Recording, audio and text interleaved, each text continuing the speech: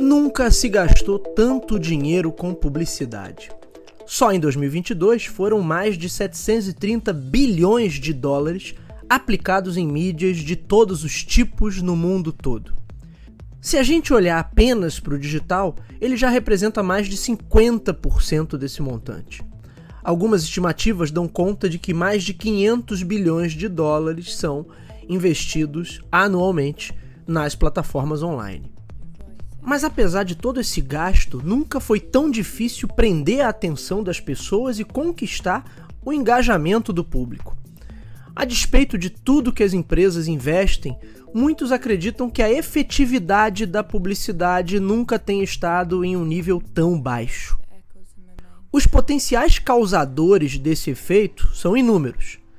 O excesso de telas, as infinitas plataformas de mídia que disputam a nossa atenção, um perfil de consumidor cada vez mais cético em relação aos modelos e abordagens de comunicação tradicionais, o grande número de anunciantes, a saturação de todas as plataformas com anúncios intrusivos, constantes e perseguidores, as questões ligadas à privacidade, discussões ligadas ao problema do consumismo, impacto social e ambiental causado pelas grandes companhias, só para citar alguns desses exemplos.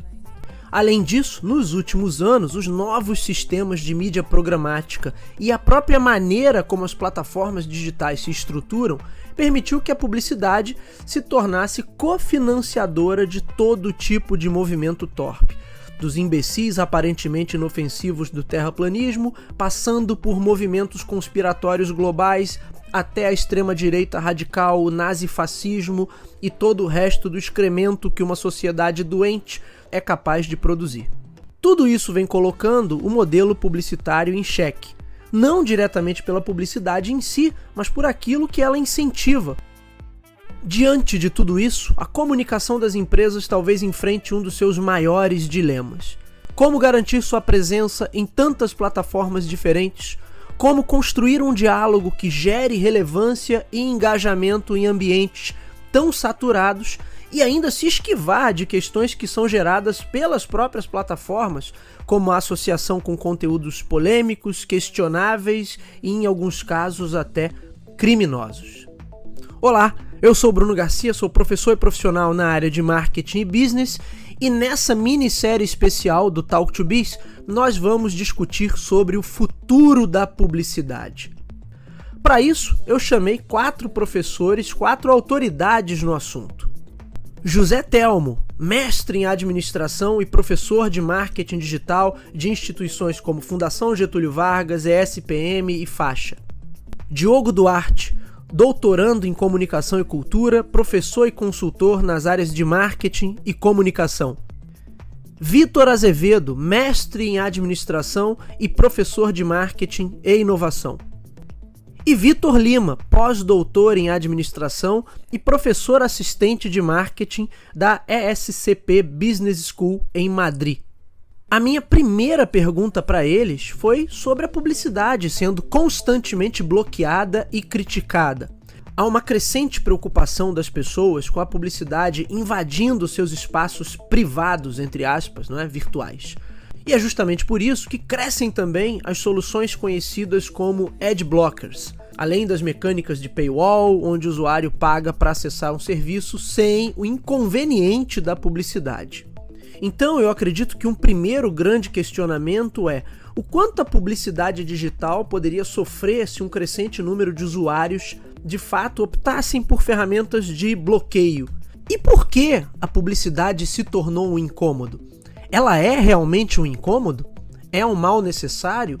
Ou ela pode voltar a se integrar às plataformas de comunicação? Esse é o ponto do nosso episódio de hoje.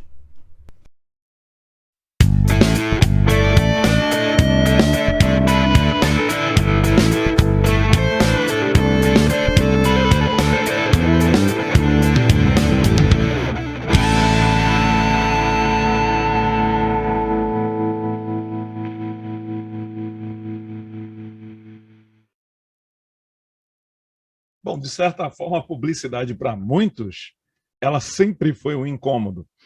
Esse é José Telmo, mestre em administração, professor de marketing digital, já esteve inúmeras vezes aqui no Talk to Biz. Mas antes do advento da internet, antes do advento das redes sociais, do consumo online, a propaganda ela tinha o seu espaço nos breaks comerciais, nos intervalos comerciais, nas propagandas impressas. Ele tinha ali aquele momento, era o descanso do teu olho, era o que você se aliviava ali, um pouco daquela tensão do que você está acompanhando, e já que você estava num ambiente que estava dedicado à sua atenção ali, você era impactado por uma mensagem de uma marca patrocinando. Quando a gente vai para a web, isso mudou bastante a dinâmica da nossa relação com o que a gente consome, com a nossa atenção. A nossa atenção foi para a rede social. Então a gente foi para uma mídia que não mais é controlada, dominada e produzida por um único veículo. O Facebook não produz conteúdo, o TikTok não produz conteúdo, o Instagram não produz, tudo bem, eles têm lá os seus perfis dentro das próprias redes, mas você vai lá para ver outros produzindo. E esse consumo, esse consumo desperta mais atenção, e despertando mais atenção é onde os canais, as mídias, vendem a publicidade para justamente as marcas para poder chegar nessas pessoas. Só que não tem mais um intervalo comercial. Você não está lá rolando e agora 1 minuto para os nossos patrocinadores. Não tem mais isso. Então, a internet ela acabou fazendo parte da sua vida. A publicidade começou a entrar na sua vida, porque ela está no seu e-mail, ela está na sua rede social, ela está na hora do consumo, na hora do trabalho, quando você navega, quando você vai tentar resolver as coisas do dia a dia pelo digital. Então, a publicidade para muita gente é um incômodo, porque toda hora é um banner, uma mensagem, um e-mail que alguém pegou de você. Então, ela começou a se tornar muito intrusiva. A gente tem 2 movimentos aí atualmente. Um é justamente das pessoas cada vez mais buscando essas soluções, adblockers e tal, tentando fugir muito, não diria dos anúncios especificamente, mas muito desses anúncios perseguidores, né? Esse é Diogo Duarte, professor e consultor nas áreas de marketing e comunicação, também já velho colaborador aqui do Talk to Biz desde a primeira temporada. Que vem a partir dos cookies, né? Isso é algo que realmente incomoda muito as pessoas e acho que gera nas pessoas aquele senso de perseguição mesmo, de quebra de privacidade. Então, assim, é como se alguém soubesse por onde eu estou navegando, para onde eu estou indo, de onde eu vim, para qual site eu vou, e gera essa insegurança, né? Agora, a gente tem cada vez mais dessas alternativas, né, de ad blockers, e a publicidade, de certo modo, ela sempre incomodou, assim, a não ser na fase inicial em que tudo era um show, né? Os anúncios eram grandes produções, e os anúncios eram o próprio entretenimento, na época da TV, e até os anos 90 a gente tinha super produções de anúncios de TV, e a gente também não tinha muito outra saída a não ser ficar ali na TV, quando você está assistindo TV, não tinha o celular na mão, ou seja, a sua atenção não era também tão dividida, né? Então, tomando como exemplo aqui o anúncio de TV, ele era um incômodo, mas ele também gerava algum tipo de entretenimento. E à medida que isso foi para a internet, passou a ser um incômodo maior, primeiro porque aí lá até início dos anos 2000, a gente tinha formatos de anúncios, assim como os pop-ups, por exemplo, que era algo que hoje impensável, assim, se você for falar de experiência do usuário, né? Era algo que entrava no meio da tua navegação do nada. A gente mudou, né, a nossa forma de consumir. A gente não consome mais a gente não tem mais aquele comportamento de você sentar em frente à TV e aí você ficar ali consumir aquele conteúdo da TV e de repente você sofreu uma interrupção, né? Então, agora quem fala é Vitor Azevedo, professor de marketing e inovação. Essa mudança mudou a forma da gente consumir e mudou a forma da publicidade ser apresentada para a gente. Porque em vez de a gente ser interrompido, a gente agora é impactado pela publicidade, tanto em interrupção quanto em consumo de marketing de conteúdo, por exemplo, em consumo de conteúdo, né? A gente vai lá consumir algum tipo de conteúdo e, de repente, tem alguma coisa ali que influencia a gente a tomar algum tipo de decisão. O que eu acho que vai acontecer, né, o que eu acho que tem acontecido e vai acontecer é que, sim, as pessoas estão olhando para projetos de segurança, entre aspas. O primeiro ponto que eu acho que vale a pena de ser levantado é a questão da invasão no que, em teoria, é privado, né? Então, acho que... Agora é a vez de Vitor Lima, pós-doutor em administração e professor assistente de marketing da ESCP Business School em Madrid. A própria ideia do que é público-privado, ela é bastante complexa, porque pensa na pandemia, pensa em momentos de confinamento social, quando que o privado vira público, quando o público vira privado. Ou seja, quando é que uma marca está invadindo de fato alguma coisa que é muito sua, muito particular, muito pessoal, e quando ela, na verdade, está sendo exposta para um número maior de pessoas. Então, é relativo, na minha cabeça, essa invasão de público-privado, nesse sentido, especialmente se você comparar mídia de massa, né, TV, jornal, cinema e por aí vai, com mídias mais hipersegmentadas ou mais digitais, como um banner, por exemplo, que você encontra na Globo.com ou um anúncio no Facebook. Então, acho que o público-privado é bastante relativo. Quando você pensa em público-privado, especialmente em mídia social, há uma controvérsia, porque para você acessar o Facebook, você precisa logar. Então, você já está entrando num espaço que, em teoria, é privado, tem dono. Mas, ao mesmo tempo, seu perfil ali, ele, em teoria, é público. Novamente, qual é o limite do público e privado num ambiente que, por natureza, ele é uma mistura das duas coisas, né? Enquanto consumidor, né? Estou pensando enquanto consumidor. Do ponto de vista de gestão, enquanto gestor, é importante que você entenda de que maneira esse público ou essa audiência entende essa diferença do que é meu e do que é nosso e do que é seu. Tem uma diferença grande aí, né? As pessoas falam meu Facebook, meu Instagram. Só tem tem um outro problema nessa história, que aí tem a ver com o modelo de negócios e com a publicidade enquanto ferramenta de geração de receita. Se você não paga para acessar um paywall, por exemplo, se você não paga uma mensalidade como Netflix Streamings, por exemplo, cara, o que está sendo vendido ali é você. Isso né, você é o produto, você enquanto dado. Então, não tem almoço grátis. Eu realmente acredito que a ideia de que você vai ter um ambiente livre, sem qualquer intervenção midiática, sem qualquer exposição midiática, eu acho que é um tanto ilusório, ainda que você esteja num ambiente, digamos assim, sem dono. E uma das coisas que surgiram no início do século, com até o autor Seth Godin, que ele falava do marketing de permissão, foi um processo que você muda a relação com o usuário, que ele permite, ele se inscreve, ele se cadastra, então ele aceita receber isso, aceita receber no seu campo privado. Mas nem todas funcionam assim, e mesmo essas também têm aquele quê de vender, ofertar algo, trocar por uma mensagem, por um e-mail seu. A publicidade, ela se tornou, sim, excessivamente presente, o que faz com que muita gente, para continuar usando serviços, acaba utilizando o recurso para conseguir acessar a leitura dos sites, de uma forma ilícita, até, diga-se de passagem, de escapar daquele monte de publicidade, que é aquilo que paga, na verdade, para você poder usar o Facebook de graça, o Instagram de graça, etc., é porque você tem a publicidade. Mas hoje a discussão sobre essa experiência do usuário ganhou mais força, e acho que os modelos de negócio assim, mais maduros entenderam que você interferir muito dessa maneira assim, interruptiva, né? Assim, o YouTube também, por exemplo, sofreu com isso durante um tempo, né? E acho até que de maneira proposital, porque logo depois veio o YouTube Premium, né? Então, assim, eu crio um incômodo e para você fugir desse incômodo você me paga. Então é um modelo, se você parar para pensar, de certo modo, genial.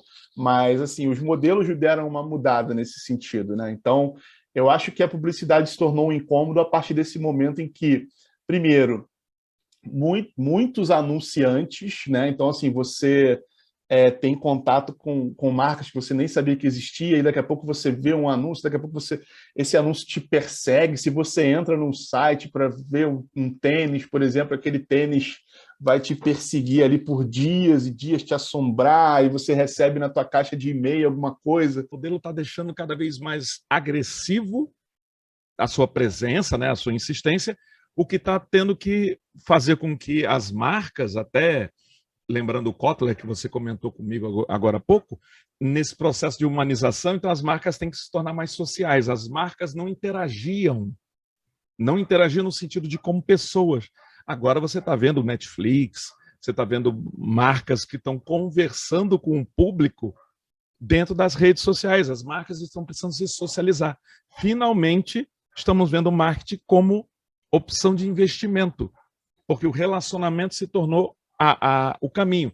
Não acho que vai acabar banner, não acho que vai acabar um monte do que a gente vê, mas talvez a gente vai ver um reposicionamento, uma ressignificação da publicidade, da relação da publicidade com o nosso público. Começar a aumentar de uma forma muito intensa a produção de conteúdo e a não publicidade de interrupção, né? E a produção de conteúdo, cara, a gente não sabe, né? Se aquele produto ele é uma coisa... Às vezes o produtor de conteúdo fala, mas às vezes não, porque o marketing de conteúdo é isso, né? O marketing de conteúdo não é você dizer o que é, né? É uma coisa de tipo, olha, tá aqui. É uma coisa que está implícita, né?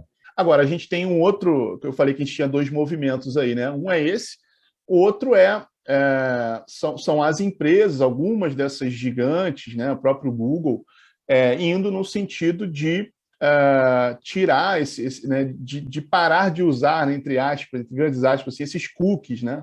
Esses rastreadores. Então, assim, a tendência agora com uma certa maturidade da LGPD, a tendência é que isso possa diminuir um pouco, assim, esse stalking, né? Ele possa diminuir talvez um pouco. A Apple também já tomou algumas medidas de proteção aí dentro do seu sistema operacional. Então vamos ver, pode ser que isso amenize um pouco essa sensação de incômodo, né? E que a publicidade se torne menos invasiva e mais relevante, assim, mais certeira, que é isso que tanto a gente como público, como a gente como publicitário deseja, né? Que ela seja ali mais certeira, vá no alvo, sem ficar incomodando desnecessariamente. Os cookies não vão acabar. Os cookies não vão acabar. O que vai acabar é um movimento que começou por parte do Google e depois a Apple, é o cookie de terceiros. Cookie, para quem não sabe, é o arquivinho lá que é colocado na sua máquina para poder te acompanhar, para você ser acompanhado do que você faz no digital. Mas não de forma alguma também explorando quem é a sua imagem, expondo quem é a sua imagem, mas no sentido de você ser um usuário.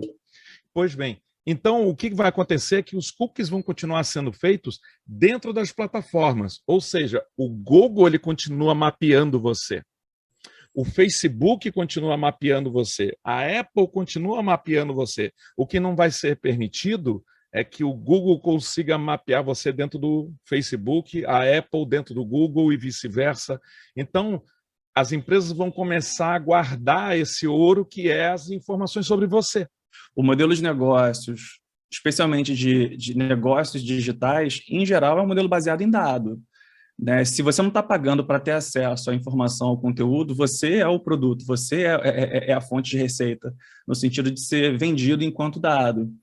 Agora, até onde isso vai, depende muito de cada país, né? Então, aqui na Europa, aqui na França, as leis que protegem a privacidade do consumidor e os seus dados, elas são bastante, digamos assim, rígidas e são muito seguidas pelas empresas, debates variados acontecendo. No Brasil, a gente tem lei agora, né, já tem um tempinho, mas já existe alguma legislação, mas ainda assim ela é muito cheia de buraco. Então, você vê que o modelo de negócio, em termos de monetização, ele vai precisar ser ajustado, acredito eu, que em nível local e, obviamente, em nível global. Mas uma solução do tipo one size fits all, uma para todo mundo, como futuro desse modelo de monetização, para proteger e respeitar o que é privado, Assim, eu não consigo imaginar, pelo menos nesse momento. O que a gente está evoluindo bastante no digital, que a gente sentia falta no mundo tradicional, era justamente essa capacidade de você saber quem leu um texto. Não tem como saber até quem comprou uma revista antigamente. Eu não tinha como chegar lá e acompanhar. Fulano comprou, está na página 5. Não tinha como saber isso. Hoje eu consigo acompanhar os seus hábitos, aonde você vai, o que você curte, o que você comenta, o que você manda. Então tem um raio-x de você. E você enquanto usuário. E então, juntando essa inteligência de milhares de pessoas, eu começo a explorar tendências. Eu sei o tempo que você está dedicando à web, eu sei o tempo, que tipos de conteúdo e páginas você mais se dedica, ou vídeos que você acompanha, quanto tempo você dura em cada um, que compras você fez. Se eu consigo juntar todas essas informações de uma população, eu começo a prever tendências. Eu começo a prever tendências de consumo. E eu começo a quê? A conseguir ofertar para você, essa é a ideia do algoritmo, o lado bonito do algoritmo, que é, eu vou te entregar algo que provavelmente te satisfaz, porque isso aqui foi feito para você. Mas aí surge uma questão. Se a privacidade se tornou um ponto e é uma preocupação crescente entre as pessoas, justamente por conta da ideia de que os aparelhos, as plataformas registram tudo que a gente faz no mundo virtual e hoje em dia também no mundo real, a partir do momento que você tem o smartphone o tempo todo com você, conectado, ligado ao GPS, o quanto restrições mais duras em relação a que tipo de dados essas plataformas acessam e como elas fazem uso desses dados poderia impactar a performance da publicidade que, como a gente sabe, já não é a performance ideal, está longe de ser o ideal. Ou para um ambiente muito mais restrito, provavelmente esses conteúdos que são construídos ou são preparados, né, os tailor-made que eles chamam, né, feito sob medida para você, provavelmente vai deixar de existir. Eu acho que a gente pode viver algum tipo vamos chamar, né, de regressão. Acho que não para os anos 90, mas talvez aí para aqueles anos 2000. Mas, assim, eu acho que a gente enquanto publicitários, a gente enquanto agência, a gente vai conseguir continuar traqueando muita coisa, né? Mas a gente vai ter também, acredito eu, cada vez mais empresas nesse caminho, não só Google, não só Apple. A tendência é que haja uma pressão para que mais regras desse tipo sejam espalhadas em mais plataformas, em mais dispositivos, mais sistemas operacionais. E acho que essa entrega, apesar da gente não conseguir traquear completamente, né, um trajeto de usuário, a gente vai conseguir ter alguns dados de todo modo. Na era do banner eletrônico, por exemplo, a gente conseguia já medir muita coisa, né? Mas acho que, acima de tudo, eu não gosto muito de fazer previsão, né? Quem faz previsão sempre erra, mas assim, acho que uma tendência, se isso viesse concretizar, se mais empresas realmente seguirem essa levada, é que as marcas voltem a buscar uma relação mais direta e mais próxima com as pessoas, né? E aí vai ser uma era do consentimento, né? À medida que eu estabeleço uma relação interessante com alguma marca, eu me permito receber, visualizar mais coisas, mais conteúdos, e aí é uma questão da marca estar preparada, muito mais preparada para receber do que sair jogando conteúdo, né? Então, assim, vai ser muito mais um lance de inbound, talvez, novamente, de estratégias de atração, e nessa atração eu gerar ali alguma coisa para criar uma relação, uma conexão mais forte, e aí sim, dentro dessa conexão eu consigo até traquear, mas principalmente estabelecer uma relação ali de entender o meu usuário, o meu potencial consumidor, com mais profundidade, né? Então, acho que esses dados, ao invés de ser um lance de Big Data, assim, da gente falando de muito volume, de muitas coisas, vai ser talvez um Big Data ali mais concentrado, né? Dados mais aprofundados sobre os meus consumidores, sobre pessoas que toparam, que desceram um pouquinho no meu funil ali, algo do tipo, né? Não sei se piora tanto, né? Porque a gente vai matar uma coisa aqui, vai matar uma coisa ali, mas a tecnologia está aí, né? E é inevitável. É assim, é como eu estava falando, né? Você vai se meter num buraco e deixar de usar o celular, é inevitável certas coisas. É inevitável você deixar de ter certas coisas, porque a gente precisa ter, porque a sociedade ela te obriga a ter, né? Porque o mundo agora não vive. Se você não tiver celular, quem é você no mundo, né? Como é que você sobrevive no mundo? Então, eu acho que mesmo se acontecer certos movimentos, mesmo se acontecer certos movimentos, que possivelmente vai acontecer, a gente ainda assim está ali consumindo outras coisas. Por exemplo, as empresas, né, as big techs, elas têm nossos dados de GPS, por exemplo. Não precisa do cookie do navegador para você pegar o dado GPS. Se qualquer pessoa quiser entrar, qualquer pessoa que tem Android, quiser entrar no Google Timeline, você vê o que você fez desde quando você tem um Android. E foto que você tirou, como é que você foi, se você foi de carro, a pé, desde quando você tem Android. Então, no dia, você marca lá o dia. Então, isso já é um exemplo de como a gente, independente do que aconteça, os nossos dados estão sendo capturados. Até porque, se a gente for falar do ambiente do trabalho, todo mundo tem reclamado, até por causa da pandemia, todo mundo em casa, você não tem mais o horário que você termina de trabalhar. Você começa a trabalhar quando você olha o WhatsApp e termina de trabalhar quando você para de olhar o WhatsApp, quando você não olha mais o e-mail. Então, as horas elas estão se misturando. E aí, as empresas elas têm nossos dados no dia a dia, né? Mas o que elas estão tentando fazer agora, e possivelmente a gente vai aceitar, é entender os nossos dados dentro de casa, né? Os nossos dados do nosso comportamento. No lugar onde é o ouro, né? O maior ouro é dentro de casa, não é na rua. Na rua é fácil. O movimento que está acontecendo é para se fechar ainda mais esse cercadinho digital.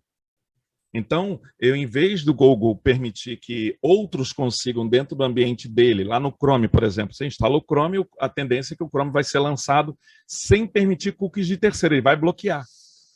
Então, quem que vai ter os dados e informações? O Google. Se você entra no Facebook, só quem vai ter os dados é o Facebook. O Google não vai deixar o Google obter informação e assim por diante. Então, a gente vai ver esse, não digo monopólio, mas esse fechamento, esses feudos de dados dos usuários, e aí quem tiver mais informação que consegue prever vai sair ganhando nessa publicidade futura. Antigamente a gente nem pensava em fazer isso. Era uma coisa que tinha que vir, era uma coisa que era muito presencial e tal, então o nosso comportamento foi para casa. E aí o lugar ouro virou a casa. E as empresas estão olhando para casa. Então, não importa, porque se é o cookie que vai tirar do navegador, isso é o de menos.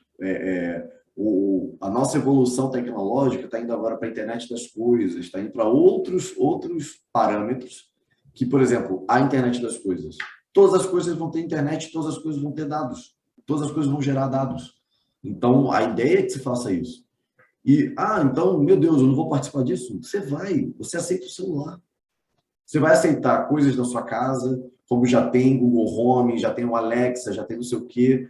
Você vai aceitar isso, você vai aceitar a tag da Apple, a tag da Samsung, você vai aceitar talvez uma internet dada pelo Google, como tem projeto para isso, você vai aceitar energia dada pelo Facebook ou dada pelo Google, como já tem também projeto para isso. Então, é só questão de tempo. Assim, isso tende a ser levado a uma potência maior à medida que essa sensação mesmo de perda de privacidade for aumentando nas pessoas, e as marcas, as big techs principalmente, vão precisar de algum modo, até porque algumas já estão se posicionando.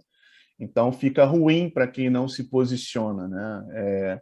Algumas fizeram isso ali para ter um certo valor de pioneirismo nessa questão, mas quem fica para trás realmente não vai conseguir colher muitos frutos, né? E pode ter prejuízos aí absurdos, falando de público, e acho que posteriormente até falando de legislação também, sanções e por aí vai, né? Perda de anunciantes, a gente já vê alguns movimentos dessa natureza. Então, acho que a entrega vai ser muito mais a partir do consumidor, né? Porque hoje a gente ainda vê, acho que é uma era da internet de visualizações indesejadas, assim, né? Falando de anúncio, você recebe muita coisa que você não quer. Por mais que haja tanta metrificação, tanta parametrização, tantos ajustes ali e análises em cima de dados, ainda há muita entrega assim equivocada, né? Então acho que com menos dados, talvez as empresas consigam ser mais certeiras e aí possam trabalhar mais detalhadamente em cima do seu público ali, né? Vamos ver, pode ser um caminho. Cara, tem Como é que vai ficar, eu não faço ideia. Acho que ninguém tem exatamente muito claro o que vai ser, mas sempre que você encontra alguma barreira tecnológica, existe uma solução para essa mesma barreira. Então, você vai ter sempre alguma alternativa, alguma saída para se conseguir fazer o que se deseja. Bom ou ruim, fato, né? A história mostra que quando as pessoas querem, elas dão um jeito e, para um lado ou para o outro, elas acabam fazendo, ainda que isso seja irresponsável do ponto de vista ético e muitas das vezes criminoso, ilegal e por aí vai. Eu acho que alguns pontos importantes. O primeiro ponto enquanto gestor, é entender que esse consumidor, essa audiência tem uma jornada e que a gente, muitas das vezes, no momento em que acorda, que vai dormir, a gente vai deixando rastros digitais por onde passa, né? E existem diversas formas de você coletar esses dados, esses rastros, fazer, obviamente, alguns cruzamentos estatísticos e consequentemente, traçar um perfil de público e, consequentemente, fazer a entrega de uma propaganda relevante para esse sujeito. De maneira muito simplificada e muito grosseira, isso é o que pode ser que continue acontecendo. Na verdade, é o que acontece, né? Esses cruzamentos de dados eles já são feitos mais ou menos dessa forma e a entrega é feita em função disso. Eu acredito que isso vai ficar refinado do ponto de vista metodológico. E aí, quando eu digo do ponto de vista metodológico, não só tecnológico, mesmo assim, mas de método, o que significa dizer que eu acho que a formação acadêmica de quem vai trabalhar ou trabalha com marketing digital, ela vai precisar contemplar um pouquinho de estatística, um pouquinho de análise de dados, porque isso cada vez mais vai ser um ponto importante.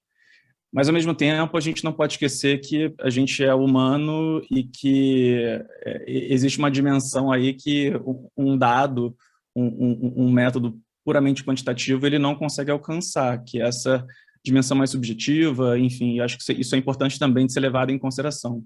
E aí volta para a questão de conhecimento sobre a realidade e a jornada do seu público. Então, talvez para que você consiga não bypassar, mas jogar de acordo com a nova regra, eu acho que investimento em conhecimento sobre comportamentos de consumo, hábitos, a cultura por trás desse consumidor, desse público, e o que eventualmente o faz fazer uma compra, uma troca, enfim, um consumo, um ato de consumo, vai ser fundamental.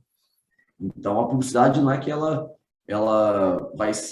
já está sendo impactada, mas ela está se mudando, né? Ela está se modificando para atingir esses diversos públicos que cada vez mais a gente está optando por segurança e privacidade, né? Mesmo que essa segurança e essa privacidade ela seja meio que psicológica, seja alguma coisa assim, porque a gente opta por isso, mas a gente usa o celular o dia todo. E cara, contra o celular não tem como fazer, né? Você vai o quê? Quebrar o celular e viver numa fazenda, no meio do nada, debaixo da terra? Porque, mas eu vou viver na fazenda. Beleza, mas um satélite pode pegar. Então, assim, você vai viver debaixo da terra, no meio do nada, sem celular? Não. Então, a gente meio que aceita, né? A gente gosta disso, né? O ser humano gosta de aceitar certas coisas, em troca de outras, né? É mais um placebo do que uma busca efetiva pela privacidade, né? É mais um placebo, exatamente. Um ponto que eu acho que é muito fundamental aqui, apesar de eu insistir e recomendar muito que se estude estatística e análise de dados e tudo mais, porque é importante para caramba, principalmente para quem, de novo, quer trabalhar com marketing digital.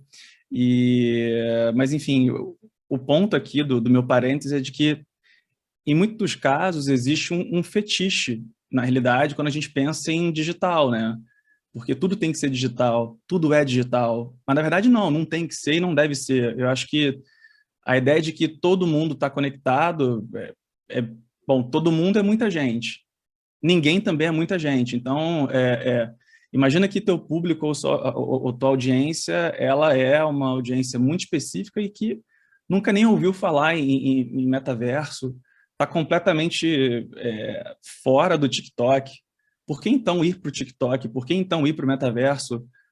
Por que não apostar, eventualmente, em rádio, em jornal ou em alguma mídia que seja dita tradicional, com muitas aspas, ou uma mídia, muitas aspas, antiga?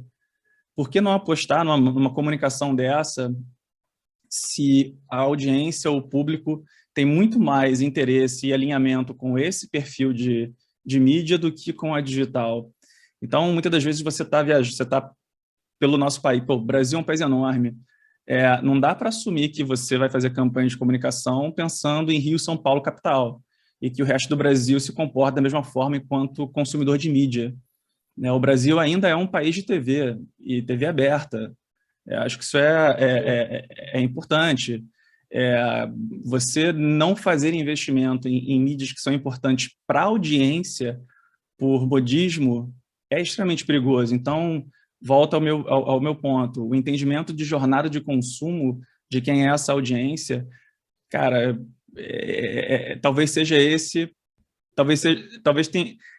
seja esse o pulo do gato, que na verdade sempre foi o pulo do gato. Conhecimento do teu público. Acho que fecha meu parênteses aqui.